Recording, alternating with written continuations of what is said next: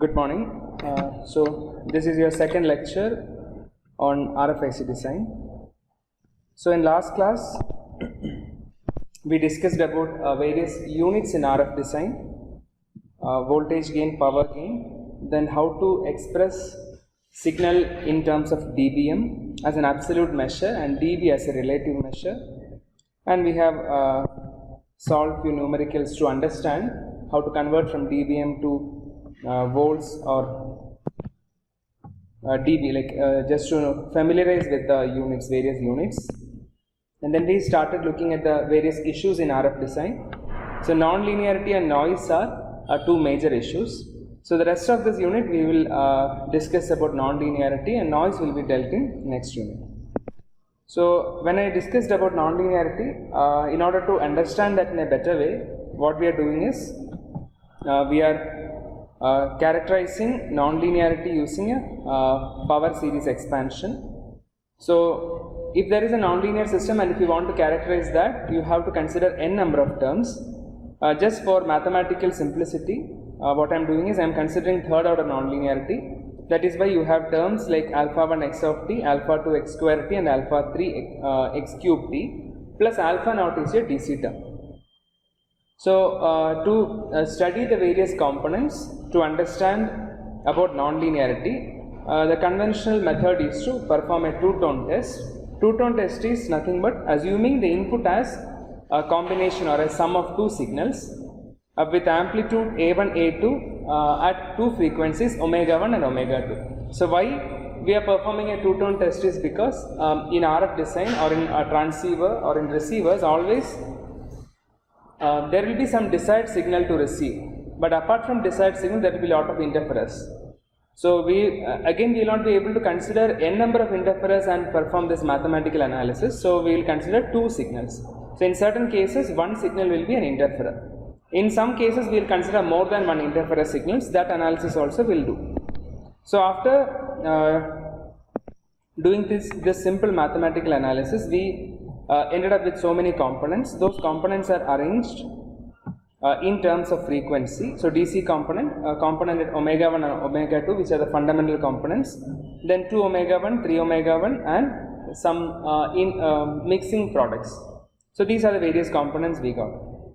And with this example, considering two signals at 7 mega and 8 mega, assuming both are desired signals, when we looked at the frequency of all these distortion components, we observed that the components 6 mega and 9 mega, which are formed as a result of 2 f1 plus or minus f2, will appear very close to this.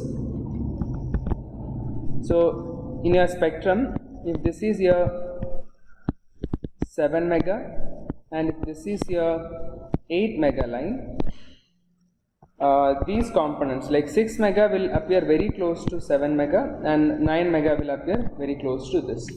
So the problem is the amplitude of these components at 6 mega and 8 mega will definitely have some effect. So we will look at the effects of these nonlinearity in the design of RF system. So first of all, maybe we will study this in different headings. So first we will consider harmonics.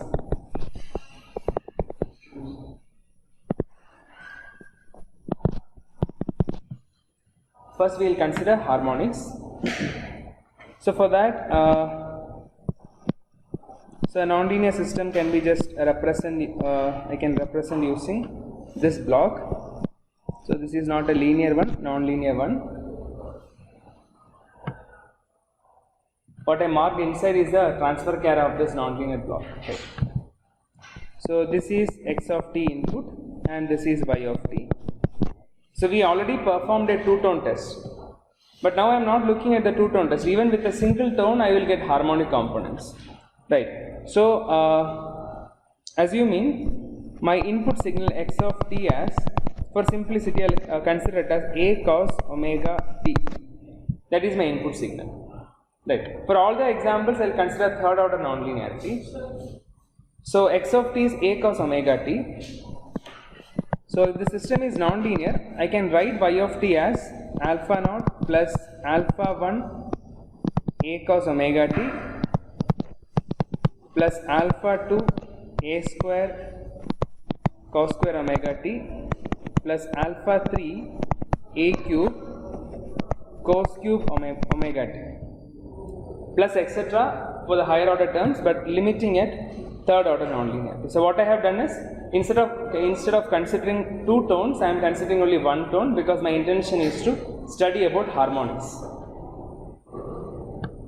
So as yesterday, if I do this expansion, I'll directly write the components. I'll get a DC term which is alpha naught plus alpha 2 a square by 2.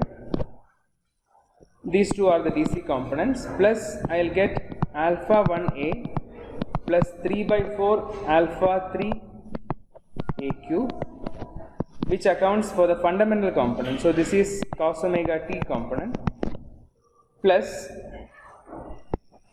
alpha 2 a square by 2 cos 2 omega t. I'll get these components if I do the expansion of cos square omega t and cos cube omega t, plus the last term alpha 3 a cube by 4 cos 3 omega t. These are the various components, and definitely I can identify this as the DC offset, and this being the fundamental component,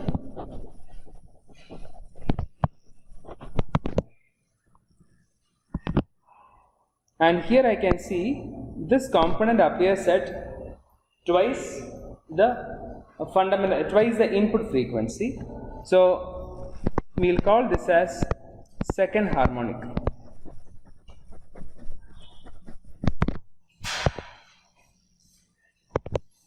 This is a second harmonic, and this component appears at thrice the input signal frequency.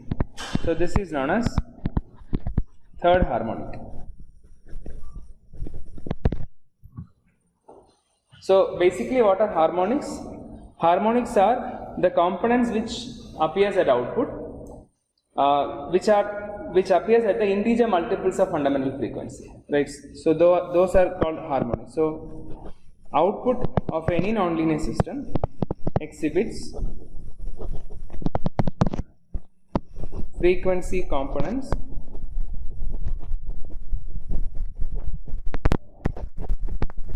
that are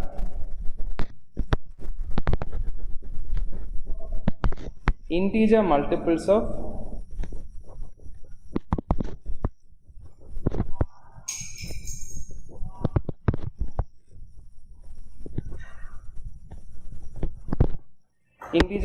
of input frequency. Those are called harmonics. So in general, if we are designing a narrowband system, harmonics will not make any problem, because say if your signal is at 5 mega, your second harmonic will be definitely at 10 mega, right? If your input signal is at 5 mega, second harmonic will be 10 and third harmonic will be 15 mega. So, so this is your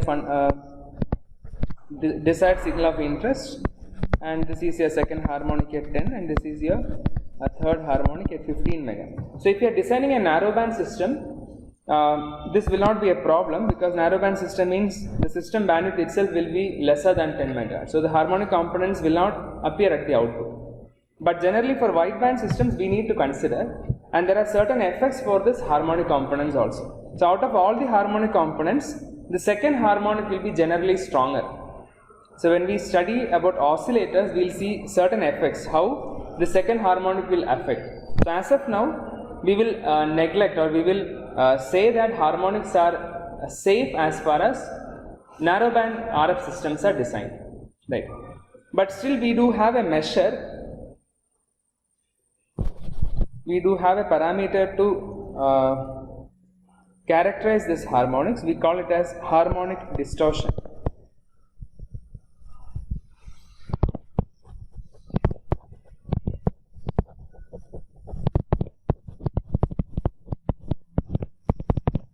Harmonic distortion.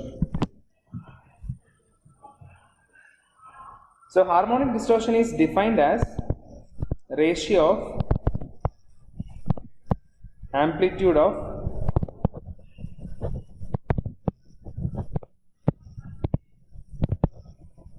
a particular harmonic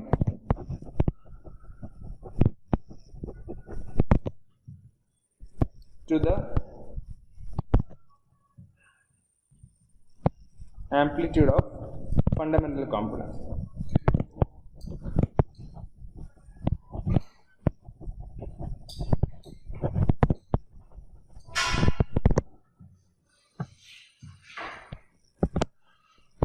So this is harmonic distortion, a ratio of amplitude of a particular harmonic to the amplitude of fundamental component. So we can define actually harmonic distortion for second harmonic, harmonic distortion for third harmonic, like that.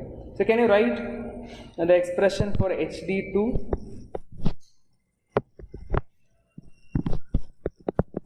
HD2.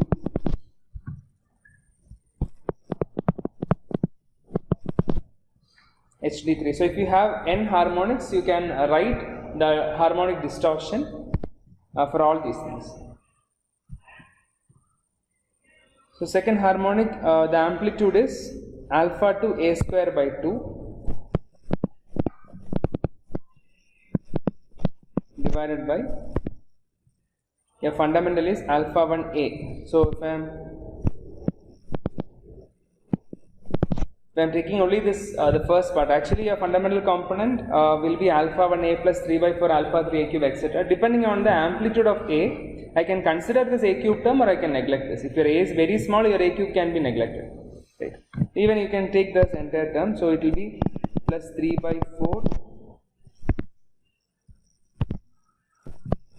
alpha 3 a cube. This is your HD2.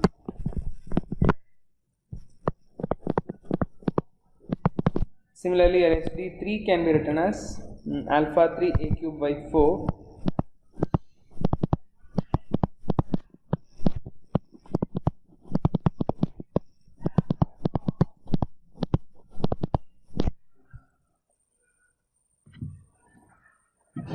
So if your HD values are less, it is better. The distortion from the harmonics will be lesser.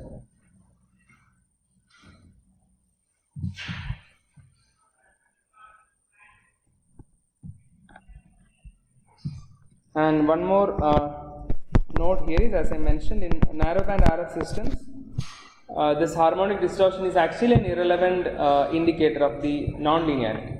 Right.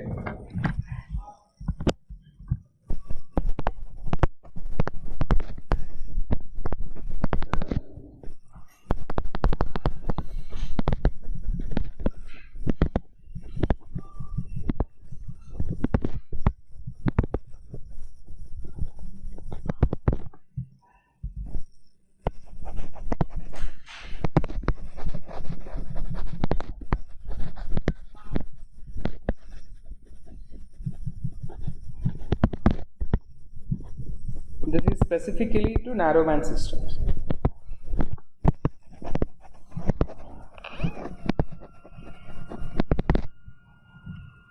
So before we dismiss or before we neglect this harmonics, we just need to consider whether it is having some effect on the system or not. As I mentioned, when we discuss about oscillators, we will see the effect of second harmonics in oscillators. That also can be noted down.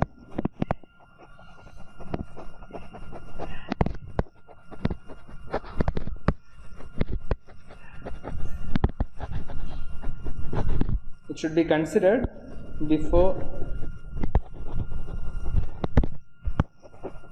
they are dismissed, primarily by looking at the bandwidth of the system, or whether are we designing a wideband amplifier or a narrowband amplifier. And one observation is, if you look at the harmonic components, you can see that your second harmonic is actually proportional to a square. Third harmonic is proportional to a cube. So your nth harmonic is proportional to a to the power of n. Right. So that is another note. So the amplitude of nth harmonic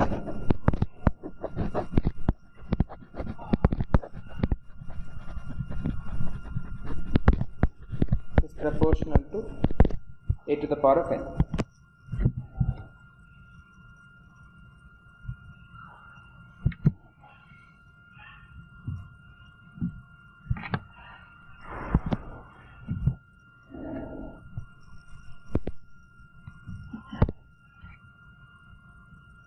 Is that fine?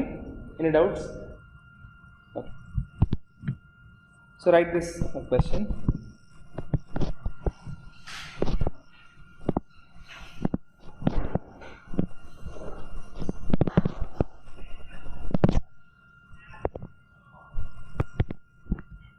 So an analog multiplier mixes its two inputs, ideally producing y of t is equal to k into x1 of t, x2 of t.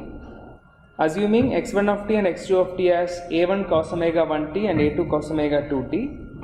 So you can assume that this is a mixer, this is a symbol of a mixer, taking two signals, say one is x1 of t and another one is x2 of t, and this is the port where we get y of t. So first case the mixer is ideal, so find the output frequency components. Second case the mixer is, the x2 of t port is actually suffering from third order nonlinearity. So what are the frequency components at the output? Get. So if you consider the first part, the output frequency components will be, so what is the amplitude of that? K into a1 a2 by 2. You can write it as common, right? So into cos omega 1 plus omega 2 into t plus cos omega 1 minus omega 2 into t. So this is your output frequency components when the mixer is ideal. Now this port, the x2 of t port, if this port is suffering from third order nonlinearity, so you can actually consider a third order nonlinear term along with the actual term. You can neglect all the other things, you consider only the third order nonlinear term. Is there a flickering over there? No, right?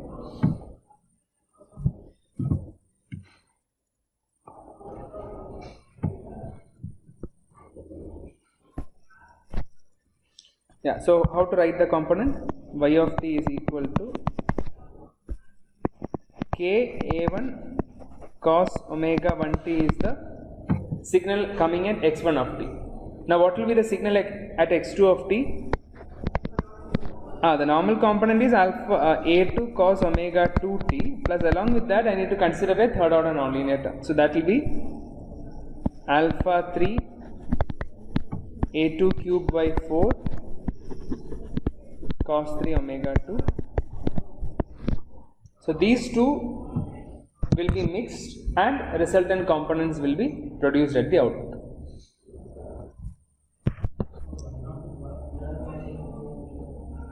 Why? Correct. Yeah, we can actually consider from first order all the harmonic components, everything, since it is since this port is suffering from third order nonlinearity. I have considered only the third order term. We can actually take all the terms, but this will be a dominant term if the A2 is large. If your signal component A2 is the amplitude is high, this will be a dominant component.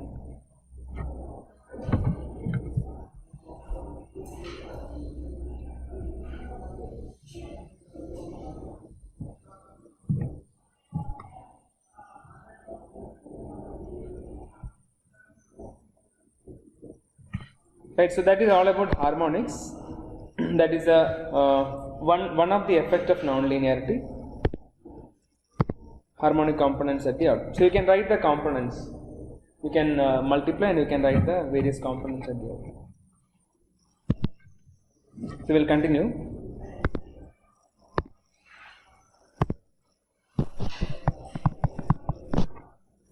The second thing is, let's see. I am considering a nonlinear system which is having input x of t and output y of t. So the system is non-linear. Now,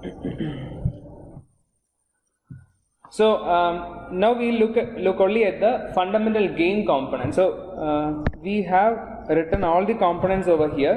We are analyzing one at a time. Okay. So now if I am assuming if I am writing the small signal gain of the system, I am writing the small signal gain of the system. So when I do that, I am actually neglecting all the other components. I am neglecting the harmonics. Since I studied about harmonics now, I am just neglecting harmonics. I am looking only at the fundamental gain part. So after neglecting harmonics, how can I write the small signal gain of this block? Say y of t, how can I write y of t as? Yeah, alpha naught, the DC offset part, alpha naught plus alpha to a square by 2, which is the DC component, plus plus what is the other component? Alpha 1a, which is the fundamental gain, plus, so the system is ideal, only alpha 1a I need to consider, but the system is non-linear, I should consider alpha 1a plus 3 by 4 alpha 3 a cube, this component, into cos omega t. Even if I neglect this DC component, this is a DC component. If I neglect this, I can write the output y of t. Ideally, output should be alpha 1 a cos omega t if your x of t is a cos omega t. Right, what is your x of t here?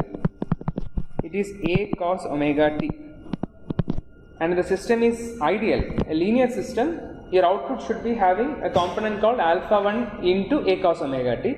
But because of non-linearity, your terms here are alpha 1 a plus 3 by 4 alpha 3 a cube.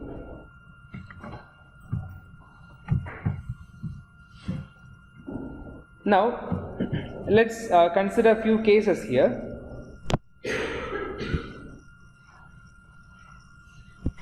So, first I will assume that a is very small. So, my focus here is to look at this term, the small signal gain or the fundamental gain term. There, first I am assuming that a is very small, the input amplitude is very small. If a is very small, what I can do with this expression? A cube can be neglected, right? So, if a is very small, I will actually neglect this a cube term.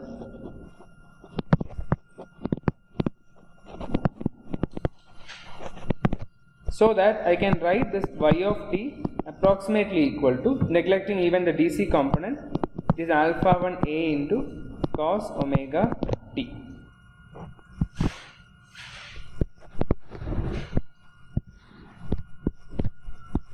So this is x of t input and this is y of t output,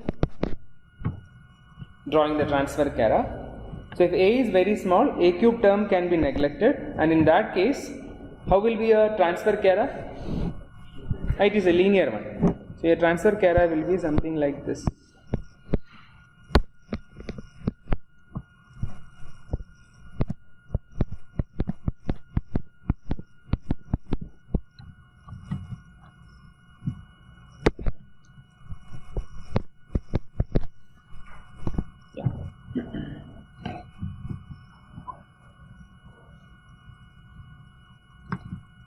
Now, so that is one case when a is very small. But now, if your a is a significant term, if a is significant,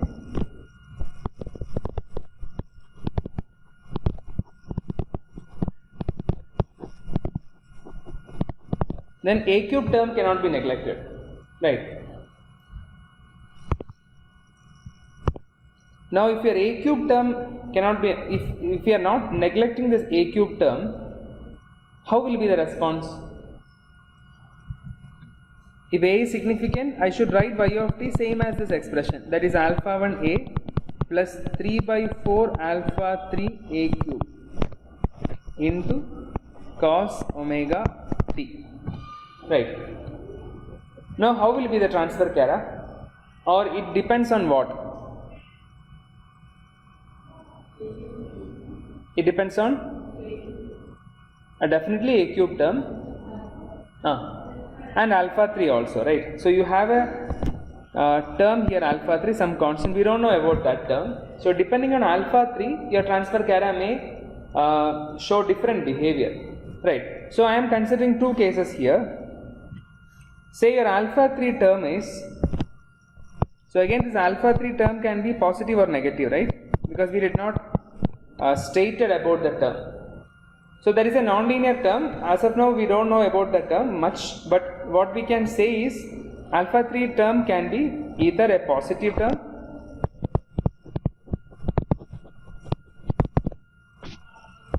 or alpha 3 term can be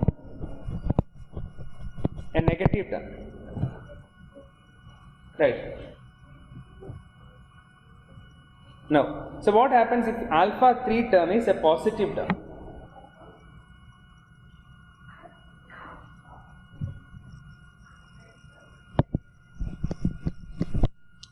How will be the response?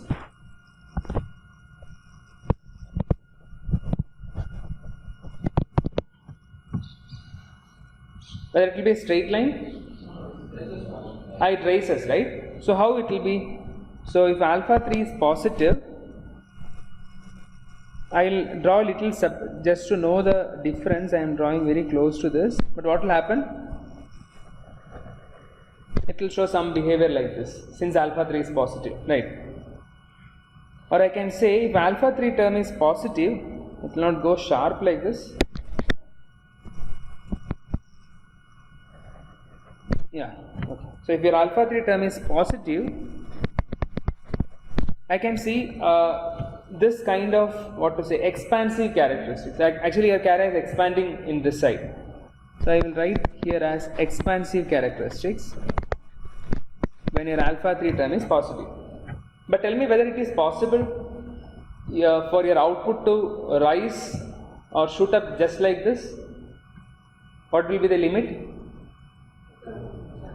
Yeah, supply voltage will be definitely the limit. So even though alpha 3 term is positive, or the system may show this kind of expansive characteristics, but finally because of your supply voltage limits, your system has to saturate in this way because of the power supply limit. So I will mark here as power supply limits.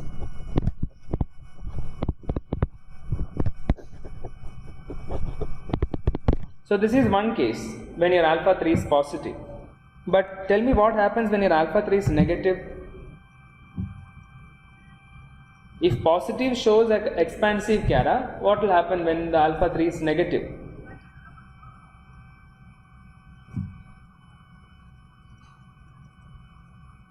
So we have an alpha 1 a term which is actually a linear straight line through the origin. So adding a term is actually increasing or expansive.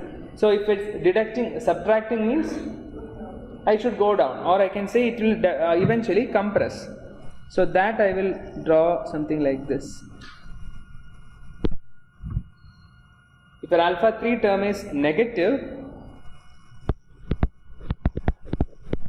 you can see a compressive characteristics.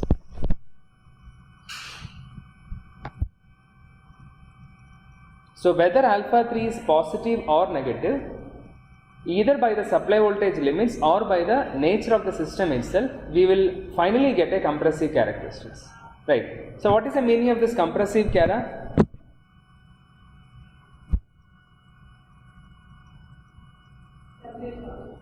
Yeah, it is saturating. It is saturating. If your compressive behavior is very dominant, we can see it is saturating faster, right? So how this will help to identify non-linearity of a system?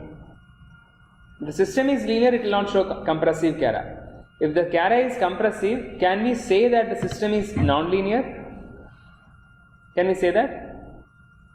How can we say the system is non-linear? Because your output is not increasing with input. That means the system is non-linear, right? So in order to characterize that, we are defining a term over here, and this behavior is known as gain compression, which is the second effect of non-linearity. y-axis is y of t. What we are marking here is actually the fundamental gain. The relation between input and output is marked in terms of gain. So what we can see here is a gain compression.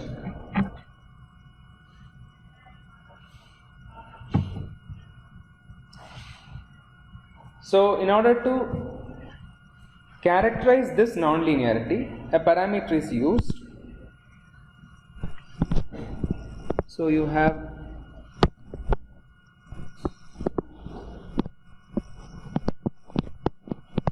x of t here, y of t here, and in an ideal case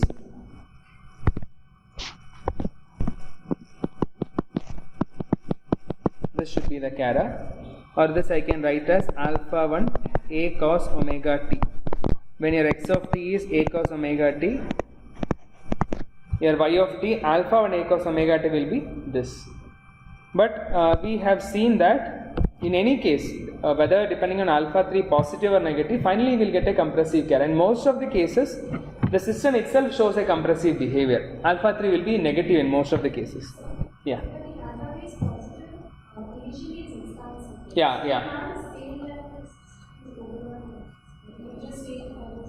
Yeah. So 2 points I want to make here. One is generally all systems show a compressive characteristics. Second thing is, even though it is expansive chara, because of the power supply limit, finally it will compress. So our idea here is to measure or to see whether the system is nonlinear. So by looking at the compressive behavior, finally, even by the supply voltage limitation, if the system is showing a compressive chara, we are characterizing that, right? So here, I'll just redraw this compressive chara. And now a term is defined here. So this line, can you see that as a violet and green line? Yeah. So this violet line is an ideal line, and from that ideal line, whenever gain falls 1 dB or your output falls 1 dB from your ideal line, so that input level, so the input signal level, see your input is keep on increasing from 0 value to higher value. Now initially you can see output is increasing proportionally, but after some time output is not increasing. So I am defining an input signal level. That particular input signal level is causing an output to drop by 1 dB. Right. So that particular input signal level is marked as 1 dB compression point, which is a performance metric. I define this as 1 dB compression point.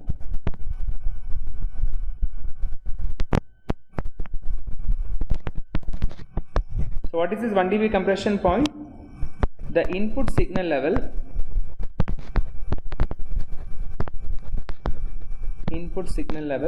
that causes output, or eventually it is, I'll write this as gain also, or gain to drop by 1 dB.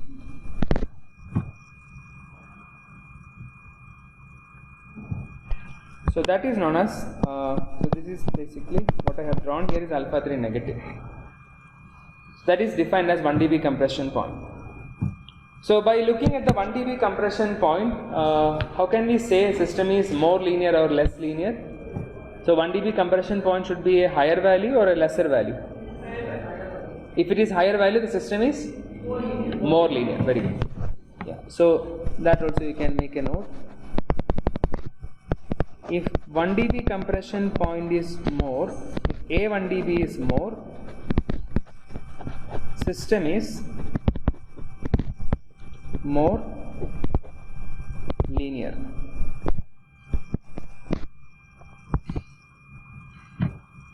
So 1 dB compression point is more, system is more linear. Now can you get an expression for this 1 dB compression point? As I stated, this is a performance metric. There should be an expression to evaluate that. Can you try to get an expression? So the idea is, what is 1 dB compression point? The input signal level where your output drops 1 dB. So what is your ideal output? Alpha 1 A cos omega t. That minus 1 dB is equal to this point. What is this point? That is the value considering nonlinearity. Right. Can you try that?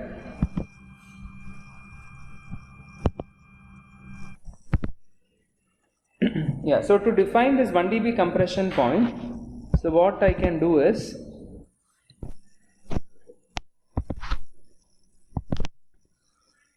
so this point, basically this point is 20 log of alpha 1 A plus 3 by 4 alpha 3 A cube. This is this point, right? So that is equal to, this is equal to 20 log of alpha 1 A minus 1 dB. Right. When this point equals this minus 1 dB, what is A? A is your A1 dB. So I will mark this as A1 dB. That's all. Maybe you can write this 1 dB also in terms of 20 log. 20 log of 1.222 something. Yeah. Let's just try that. So when I write this, I'll instead of 1 dB, I'll write this as 20 log of 1.1. Right. So when I split this,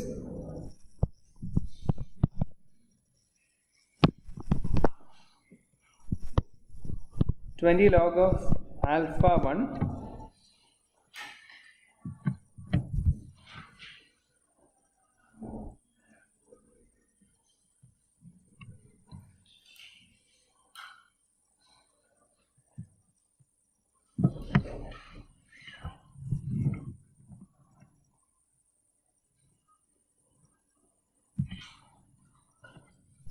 minus 20 log of 1.122 is equal to 20 log of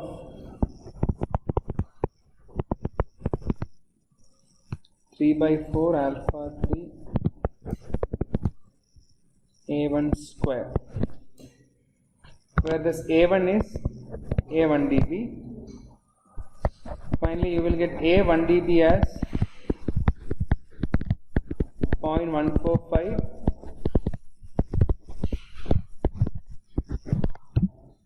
mod of alpha 1 by alpha 3. So alpha 3 is a negative term, can write it. Or this will be 4 by 3. This is same as 4 by 3 under root of alpha 1 by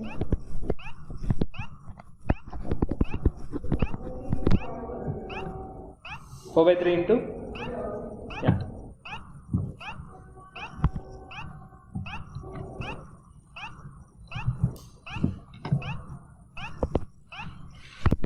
Yeah, so that's all about gain compression. So we can characterize this gain compression using this 1 dB compression point. And if A1 dB is more, the system is more linear. Now coming to another effect of nonlinearity. Again, I will consider a nonlinear block which is receiving say many signals. So the incoming signal is x of t and the output of this nonlinear block is y of t, and this is a nonlinear block. Now, so generally I can write this output as y of t as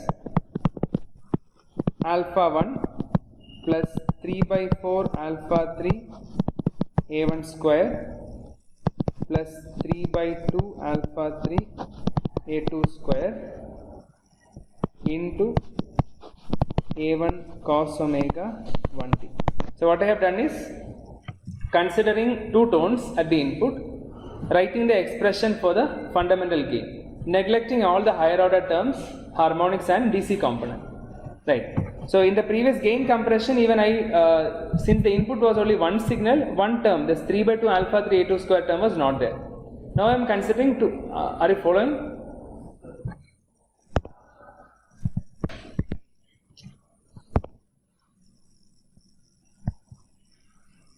Yeah. So assuming two input signals, I can write the fundamental gain component as this. Now, instead of considering both inputs as desired input signal, what I am doing here is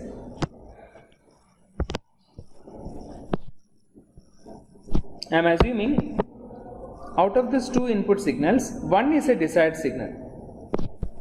Say this is at omega 1, this is a desired signal with an amplitude A1. But along with this desired signal, I am assuming there is actually a interferer present at a frequency omega 2, say with an amplitude of A2, right. So how can I say that an interferer will be present? Because in most of the cases, whenever a receiver receives a signal, receiver will receive a band. Receiver will not receive a single signal, it will receive a band. Then with the help of different filters, maybe band select filters, first it will be having a band select filter, then there will be a channel select filter.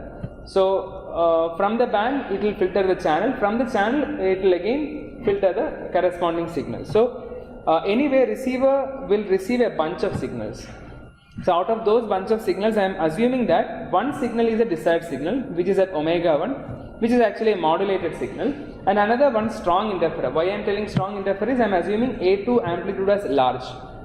Now with these two signals at the input of a receiver, I am just looking at the effect of nonlinearity, how the nonlinearity will affect when there is a strong interferer accompanying a desired signal, right. Okay. So as I mentioned before, if your A1 is very less than A2, if your A1 is very less than A2, that means your desired signal amplitude is very small compared to your strong interferer. In that case, what I can do, if at all there is an A1 cube term, that can be neglected.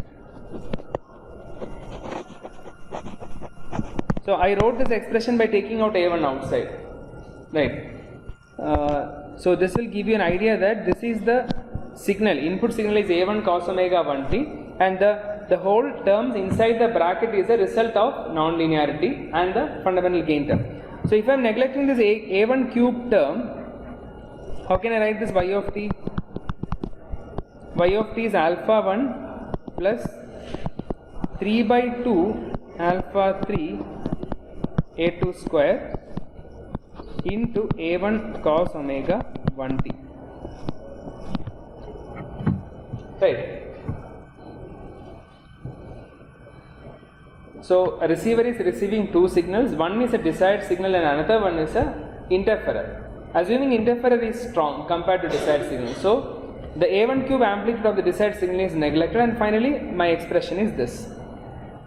Again here, as I mentioned before, considering alpha 3 as negative, I can write this term y of t as alpha 1 minus 3 by 2 alpha 3 A2 square into A1 cos omega 1t. I am not looking at the harmonics or any other components, looking at the fundamental gain term. Now what can I observe? So this is approximately, what can I observe here? So now how does gain look like?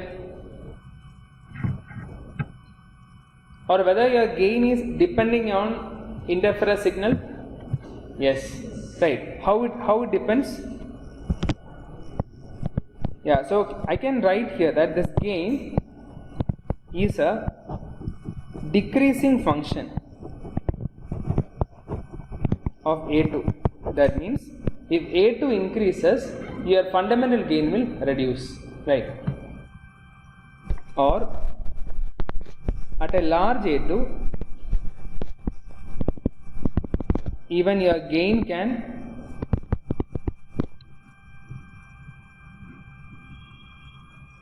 turn to 0 also. For a large A2, when your 3 by 2 alpha 3 A2 square term is sufficient enough, or when it is equal to this alpha 1 fundamental term, even the entire gain can be 0. So what is happening actually here? Whenever there is a strong interferer accompanying a weak desired signal, this interferer is actually blocking the signal, or the interferer is not allowing the receiver to process the signal. So this phenomena is known as blocking, or this interferer is basically desensitizing the amplifier block itself, right? So here this interferer blocks the desired signal.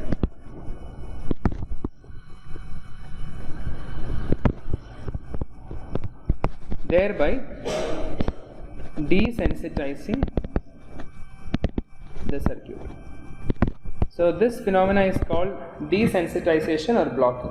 So whenever we design a receiver, in one of the specification they will mention about the level of the blocking signal also. This much this receiver or this particular block can be sensitive when an accompanying blocker or blocking signal may be of this up to this level.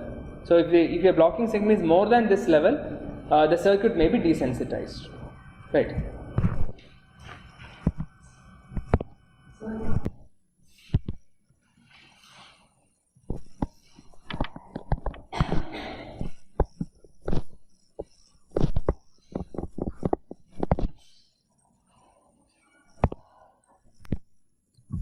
So the question is, there is an LNA which can be modeled as a nonlinear block using the expression, and it is given that the fundamental gain alpha 1 is 10, the other terms alpha 2 and alpha 3 are minus 2 and 0.5.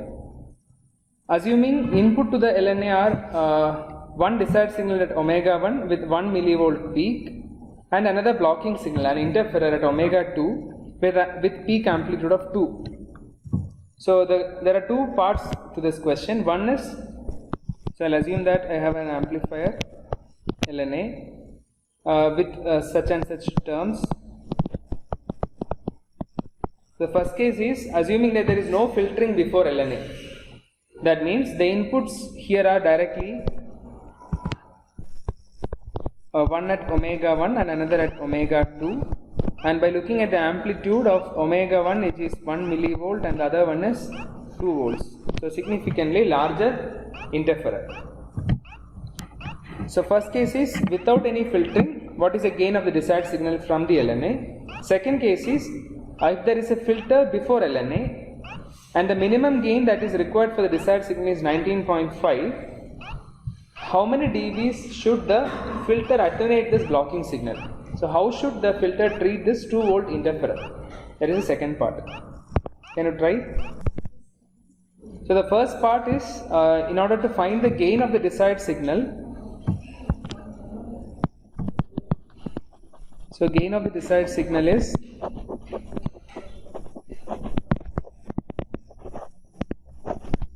can be written as alpha 1 plus, I'll write only the gain part, alpha 1 plus 3 by 4 alpha 3 A1 square plus 3 by 2 alpha 3 A2 square. Right. This is the gain. What is the value?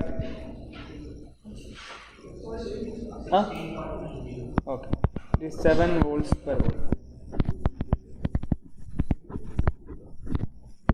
So this is the gain of the desired signal when there is no filtering. So these terms I have directly taken from the previous expressions. We have already analyzed that. Now, second part is you have a filter just before the LNA. So I have another block here which is a filter followed by an LNA here. Now, it is given that the gain, the minimum gain for this LNA should be 19.5. So this I will mark as 19.5 dB. We don't know about filter. Again, the input signals are at 1 millivolt and 2 volt signals at omega 1 and omega 2. Right. So the signal amplitude here A2 is 2 volts. So after filter, this amplitude may modify as A2 dash. It should be lesser than the previous value. Now with A2 dash, if I write the gain of this LNA, how can I write the minimum gain of LNA, which is G minimum is equal to alpha 1 plus 3 by 4 alpha 3 A1 square plus 3 by 2 alpha 3 A2 dash square. This should be equal to what? 9.44. So from this I will get A2 dash value as 0.864. Now gain of the filter or the attenuation of the filter is A2 dash by A2, which is 0.864 divided by 2, 0.432. So when I express in terms of dB, it is minus 7.29 dB. So gain of minus 7.29 is basically attenuation of 7.29.